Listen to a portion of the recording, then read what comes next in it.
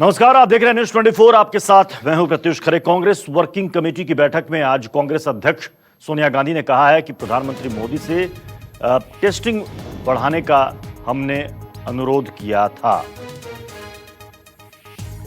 CWC की बैठक हो रही है। कोरोना पर आगे किस तरीके से काम होना चाहिए और सरकार से किस तरीके से सहयोग करना है, इन तमाम बातों पर सीडब्ल्यूसी की बैठक में आज चर्चा हुई है। टेस्टिंग अभी कम हो रही है। हालांकि इस बात को पहले भी सोनिया गांधी कह चुकी हैं, राहुल गांधी कह चुके हैं कि टेस्टिंग की रफ्तार को बढ़ाना है। टेस्टिंग, ट्रेसिंग, क्वारंटीन के अलावा फिलहाल कोई इस वक्त चारा नहीं। पीपीई किट की सप्लाई कम है और क्वालिटी भी खराब है। हमारे पॉलिटिकल एडिटर रमन कुमार इस वक्त जुड़ चुके हैं। रमन, सीडब्ल्यूसी की जो बैठक चल रही है, क्या कुछ अब तक निकलकर सामने आया? देखिए प्रत्युष, ये दूसरी बैठक हो रही है जब कोविड-19 से पूरा देश लड़ाई लड़ रहा है और राहुल गांधी ने अपनी प्रेस कॉन्फ्रेंस में ये बात कही थी कि सिर्फ लॉकडाउन से इस समस्या का समाधान नहीं हो सकता है जब तक कि ज्यादा से ज्यादा टेस्टिंग ना हो। क्योंकि आपने देखा कि कई राज्यों में ऐसी परिस्थिति का सामना करना पड़ा कि राज्य सरकार ने अपने दम पर रैपिड टेस्टिंग की बात की और कई कॉन्ट्रैक्ट किए, लेकिन बाद में जब उन्होंने टेस्टिंग शुरू की तो रैपिड टेस्टिंग फेल हो गया और करीब 95% से ज्यादा वो केसेस गलत हुए, फिर उनको रोकना पड़ा। ऐसे में कांग्रेस पार्टी ये चाहती है कि इन तमाम फैसलों में केंद्र सरकार की भूमिका स्पष्ट हो। केंद्र सरकार एक नीति तय करे कि राज्य सरकार को कैसे करना है, इस तरीके से आगे बढ़ना है, क्योंकि तालमेल की कमी साफ तौर पर उभर कर सामने आ रही है। और दूसरी बात कि कुछ कांग्रेस शासित राज्यों ने केंद्र सरकार को चिट्ठी लिखी है, प्रधानमंत्री को चिट्ठी लिखी है कि जो उनका जीएसटी का पैसा है वो पैसा जल्दी से जल्दी रिलीज किया जाए, लेकिन केंद्र सरकार अभी पैसा देने में देरी कर रही है। इन तमाम मुद्दों पर आज की कांग्रेस वर्किंग कमेटी की बैठक में बातचीत होनी है। चलिए, शुक्रिया रमन। दुनिया भर में कोरोना मरीजों की संख्या 26,03,147 तक पहुंच गई है। 185 देशों में कुल 1,80,784 लोगों की, ब्रिटेन में 165 अस्पतालों में और करीब 5,000 मरीजों का एक महीने तक, और इसी तरीके से यूरोप और अमेरिका में सैकड़ों लोगों पर इस वैक्सीन का परीक्षण किया जाएगा। ब्रिटेन के साथ साथ यूरोप और अमेरिका में भी लोगों पर यह जो वैक्सीन तैयार की है ऑक्सफोर्ड यूनिवर्सिटी ने, इसका टेस्ट किया जाएगा, परीक्षण किया जाएगा एक महीने तक। पल्लवी झा हमारे साथ इस वक्त जुड़ रही हैं।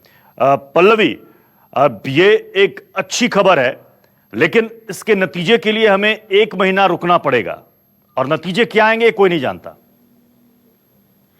बिल्कुल प्रत्युष, देखिए जिस तरीके से पूरे विश्व में कोरोना वायरस को लेकर डर है और कहीं ना कहीं लगातार हम देख रहे हैं कि इसके जो पॉजिटिव केसेस हैं वो बढ़ रहे हैं और डेथ भी बहुत ज्यादा रिपोर्ट हो रहे हैं, तो जाहिर तौर पर उसमें ऐसी खबर आना एक उम्मीद की किरण की तरह है। और जिस तरीके से ऑक्सफोर्ड यूनिवर्सिटी के ये जो ट्रायल शुरू हो रहे हैं उसमें ये कहा जा रहा है कि आज से ऐसे 510 लोग होंगे जो अभी कुछ दिनों तक उन पर ट्रायल किया जाएगा, जिसमें युवा की जो संख्या है वो ज्यादा होगी, यानी 18 से 55 वर्ष की जो माना जा रहा है कि 18 से 55 वर्ष के जो लोग होंगे उन पर ये ट्रायल शुरू किया जाएगा। और साथ ही साथ ये भी कहा गया है कि इस ट्रायल से पहले जो है इस वैक्सीन को चिंपैंजी पर ट्रायल किया गया था और उसमें देखा गया था कि जो एंटीबॉडी बन रहे हैं वो अच्छे बन रहे हैं और वो कहीं ना कहीं फाइट कर रहे हैं कोरोना वायरस से। तो इसको लेकर ही उन्होंने एक कदम बढ़ाया है। हालांकि इसको लेकर वहां के हेल्थ मिनिस्टर ने ये भी कहा है कि इसकी अभी तक हम ये नहीं कह सकते हैं कि ये बिल्कुल सक्सेसफुल होगा, क्योंकि 80% चांसेस वो मान के चल रहे हैं, लेकिन 20% चांसेस जो है वो देखना पड़ेगा कि आने वाले जो समय है वो किस तरीके के होते हैं, क्या सक्सेसफुल होते हैं कि नहीं, क्योंकि जो ह्यूमन बॉडी है वो अलग तरीके से रिएक्ट करता है। और ऐसे में ये जरूरी है देखना कि 2 महीने के वक्त में किस तरीके से ये वैक्सीन जो है वो किस तरीके से रिजल्ट शो करता है। चलिए, बहुत बहुत शुक्रिया पल्लवी। पंजाब में पहली बार कोरोना पॉजिटिव के खिलाफ एफआईआर दर्ज की गई है। पटियाला के सिविल सर्जन ने 2 लोगों के खिलाफ पुलिस स्टेशन में यह शिकायत दी है कि दोनों कोरोना के लक्षण होने पर भी लगातार घूम रहे थे और जांच के लिए सामने नहीं आए। अब जांच में उन्हें कोरोना पॉजिटिव पाया गया है। उनके इस गैर जिम्मेदाराना रवैये से कई लोगों के कोरोना पॉजिटिव होने की आशंका बढ़ गई है। इस शिकायत पर दोनों के खिलाफ डिजास्टर मैनेजमेंट एक्ट समेत दूसरी धाराओं में मामला दर्ज कर दिया गया है। आपको बता दें कि पंजाब के मुख्यमंत्री कैप्टन अमरिंदर सिंह ने गृह जिला पटियाला में कोरोना के 15 पॉजिटिव मामले सामने आए थे, जबकि पंजाब में संक्रमितों का यह आंकड़ा 277 पहुंच गया है। विशाल एंग्रिश इस वक्त हमारे साथ जुड़ चुके हैं। विशाल, ये कौन लोग हैं जिनके खिलाफ ये मामला दर्ज किया गया? क्योंकि कहा जा रहा है कि इनके अंदर कोरोना के लक्षण थे, फिर भी इन्होंने छिपाया, कहने के बावजूद भी वो ना ही अस्पताल आ रहे थे ना सहयोग कर रहे थे। बिल्कुल ही प्रत्युष, क्योंकि कल राजपुरा में 18 लोग जो थे कोरोना की चपेट में आ गए थे और पटियाला में ये आंकड़ा बढ़कर 49 तक पहुंच गया था और इसीलिए सरकार ने इतना बड़ा स्टेप उठाया, क्योंकि मुख्यमंत्री कैप्टन अमरिंदर सिंह का ये अपना जिला है, अपना शहर है और वो किसी भी तरह का जोखिम नहीं उठाना चाहते और इसीलिए बड़े स्तर के ऊपर लगातार ही सरकार द्वारा टेस्ट भी करवाए जा रहे हैं। राजपुरा में ही जो 18 लोगों का आ जाना अपने आप में बड़ा सवाल भी खड़ा कर रहा है और अभी तक राजपुरा में 23 लोग इसके संक्रमण में भी आ चुके हैं और जिस तरह से FIR रजिस्टर की गई है, क्योंकि कोरोना मरीजों के खिलाफ पहली बार राज्य में हुआ है कि कोई FIR डिजास्टर मैनेजमेंट के एक्ट के अंडर की गई है, क्योंकि ये 2 लोग थे, एक स्वयं सेवक था और एक बुक सेलर था और दोनों ने अपना पास बनाया हुआ था लंगर के थ्रू और लंगर जहां जहां ये बांटते चले गए और वहां भी कोरोना फैलाते चले गए और इसी की चेन को पुलिस और प्रशासनिक अधिकारी, हेल्थ विभाग की टीमें लगातार ढूंढने में भी लगी हुई है कि ये कहां गए और राजपुरा भी इसी की चेन का नतीजा है और इन्होंने लंगर का पास बनाकर लोगों के घरों में कापियां किताबें तक पहुंचाने का काम किया, जिसे आप अंदाजा लगा सकते हैं कि कितनी बड़ी नेग्लिजेंस इन्होंने की थी। और इसके बाद लगातार ही जो प्रशासनिक अधिकारी थे समय समय पर पटियाला के लोगों को, पटियाला के जिले के दूसरे लोगों को जहां ये गए थे वहां अपील भी कर रहे थे कि लोग सामने आए, अपना आपको टेस्ट करवाएं और कहीं ना कहीं लोग सामने भी आए और उनको क्वारंटाइन भी किया गया है। पटियाला शहर में बहुत सारे लोग इस समय क्वारंटाइन किए गए हैं और यही कारण है कि लगातार ही पटियाला, क्योंकि मुख्यमंत्री का घर है, शहर है, महल भी है उनका, तो वहां पर इस तरह से अचानक ही पटियाला का हॉटस्पॉट बन जाना जो अपने आप में कई सवाल भी खड़े कर रहा है। चलिए, बहुत बहुत शुक्रिया विशाल। दरअसल लोगों को भी समझने की जरूरत है, 1 महीने से ज्यादा का वक्त निकल जाएगा लोगों के हाथ से, आगे क्या होगा किसी को नहीं पता, लेकिन अभी भी कई लोग ऐसे हैं जो कि ये सोच रहे हैं कि इससे कुछ नहीं होगा, ये तो मामूली बीमारी है, तो वो गलतफहमी में है। लॉकडाउन में फसलों की कटाई के लिए जम्मू के किसानों ने एक अनोखी पहल की है। किसानों ने फैसला किया है कि सभी मिलकर एक दूसरे की फसल कटवाएंगे। दरअसल लॉकडाउन में मजदूर और कंबाइन हार्वेस्टर मशीन मिल नहीं रही है, जिससे तैयार फसल के खराब होने का संकट खड़ा हो गया था। तो इस बीच यहां पर किसानों ने फैसला किया कि हम एक दूसरे के हाथ बटाएंगे, एक दूसरे के खेत में जाकर कटाई करेंगे। लॉकडाउन ने किसानों की चिंता को बढ़ा दिया है। किसानों की गेहूं की फसल पककर पूरी तरह से तैयार है, लेकिन किसानों को ये चिंता सता रही है कि फसल की कटाई आखिरकार होगी कैसे।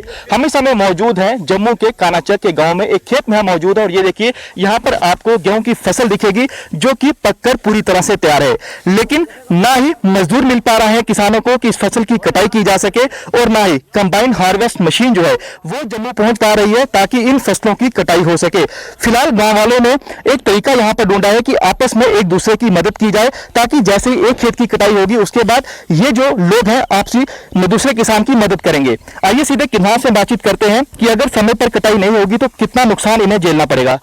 ये बताएं भाई साहब कि अगर समय पर आपकी फसलों की कटाई नहीं होगी तो कितना नुकसान आपको झेलना पड़ेगा और इस समय सबसे बड़ी चिंता आपको क्या सता रही है?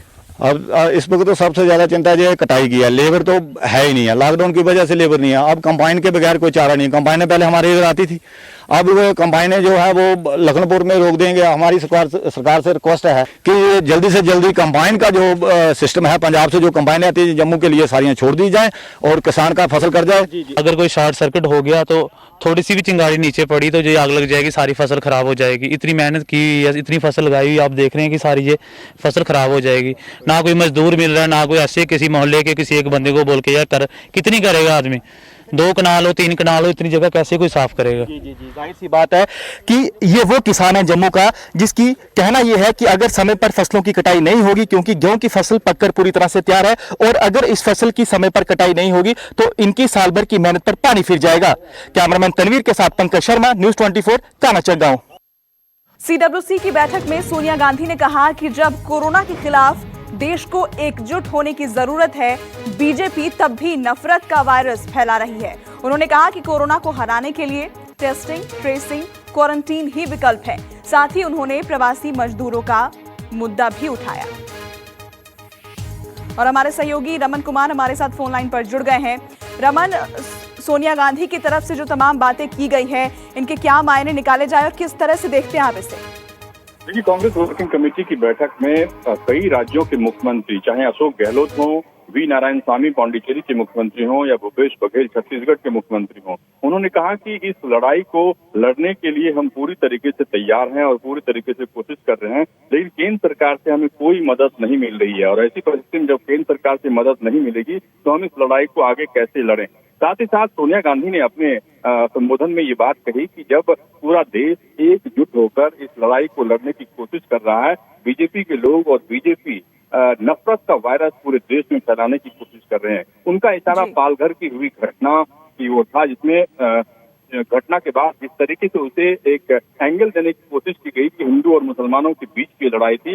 हालांकि गृह मंत्री के प्रेस कॉन्फ्रेंस और जो नामजद किए गए लोग, उनके खुलासे के बाद ये साफ हो गया कि उसमें से कोई भी मुस्लिम समुदाय का व्यक्ति नहीं था। तो सोनिया गांधी की ये कोशिश थी कि लगातार जिस तरीके से एक एक घटना पे भी हिंदू और मुसलमान या सांप्रदायिक रंग देने की कोशिश बीजेपी के कार्यकर्ता कर रहे हैं, बीजेपी के नेता कर रहे हैं, उससे सबक लेने की जरूरत है। जी, बहुत शुक्रिया रमन आपका इस अपडेट के लिए।